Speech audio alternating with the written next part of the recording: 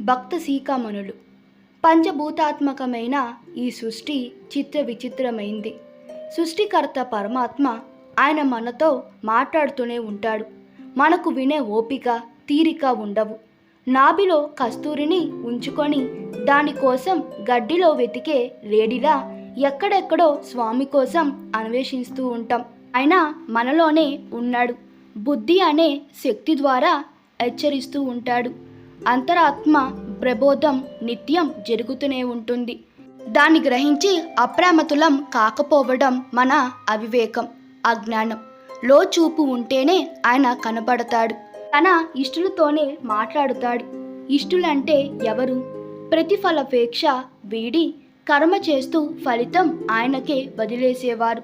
వారినే భక్త సీకామణులంటాం. భగవంతుడి కళ్ళు ఎప్పుడు తెరిచే ఉంటాయి. రెప్ప వాల్చకుండా ఆయన అలా చూస్తుంటే మనం దర్శనం కోసం వెళ్ళి కళ్ళు మూసుకుంటాం. ఇక అజ్ఞానపు చీకట్లు ఇకట్ల వలలో పడి కొట్టుమిట్లాడుతుంటాం. ఒక గురువు శిష్యుడికి హితబోధ చేస్తున్నాడు. దేవుడు కనిపిస్తాడు, వినిపిస్తాడు. అది గ్రహించి నిన్ను నువ్వు కాపాడుకో నాయనా అని. శిష్యుడోసారి అడవిలో వెళ్తుంటే ఓ ఏనుగు గీంకరిస్తూ అతనికి ఎదురైంది. బెదిరిపోయి భయంతో పరిగెత్తి ఆశ్రమానికి చేరాడు. గురువు దగ్గరికెళ్ళి దేవుడంతటా ఉన్నాడు అన్నారు. ఆ ఏనుగులోనూ ఉండుంటే అది నా వెంట ఎందుకు పడింది గురువుగారు అని అడిగాడు. గురువు బదులిస్తూ, నువ్వు మూర్ఖంగా ఎదురెళ్తే అది గీంకరించింది. అది నీకు హెచ్చరికే. పైగా ఏనుగు పైన ఉన్న మావాటి వాడు నిన్ను తప్పుకో అని చెప్తూనే ఉన్నాడు. అయినా దేవుడే, కానీ నువ్వు వినిపించుకోలేదు.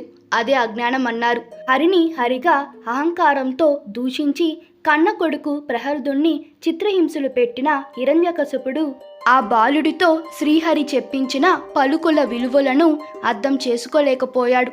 సృష్టిలో ప్రతి అణువు నుంచి మనకు భాగవత సందేశం వినిపిస్తూనే ఉంటుంది. నేడు దొరికిన ఆహారంతో సంతృప్తి చెందమంటాయి పశుపక్షాదులు. తనలాగా పరోపక వ్రతం ఆచరించమంటుంది వృక్షం. నిర్చలంగా ఉండమంటుంది పర్వతం. నిర్మలంగా జీవన ప్రవాహం కొనసాగమని అంటుంది నది.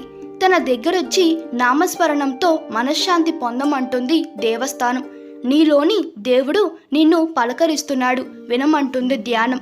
నేను నీవనే అంటాడు సాటి మనిషి.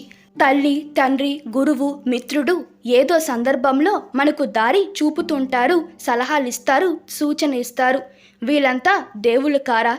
ప్రత్యక్షమే ఎదుట అలంకారమూర్తిగా నిల్చుంటేనే నమ్మాలా? అందుకు కావలసిన యోగ్యత, తపన, భక్తి ప్రపత్తులు, ఆత్మస్మరణ భావం, అర్తి, శరణాగతి అనే లక్ష్యాలు మనలో ఉండాలి కదా. అటువంటి పరిణతి సాధించిన వారితో పూర్వయుగాలలో ఏదో రూపంలో మాధవుడు మాట్లాడుతాడు. ఆధ్యాత్మికతలో పరాకాష్ఠ పొందిన వారి సన్నిధిలో ఆ సద్గుణనిధి సందర్శనమవుతుంది. సంపూర్ణ విశ్వాసంతో సంస్మరణ చేసే సద్గుణ సంపన్నునికి సర్వేశ్వర సంస్కారం సర్వదా సప్రాప్తమవుతుంది. ఇది సర్వకాలీన సత్యం. ఈ వీడియో మీకు నచ్చినట్లయితే మీ అభిప్రాయాలు కామెంట్లో తెలపండి. Please like, share and subscribe to my channel. Thank you.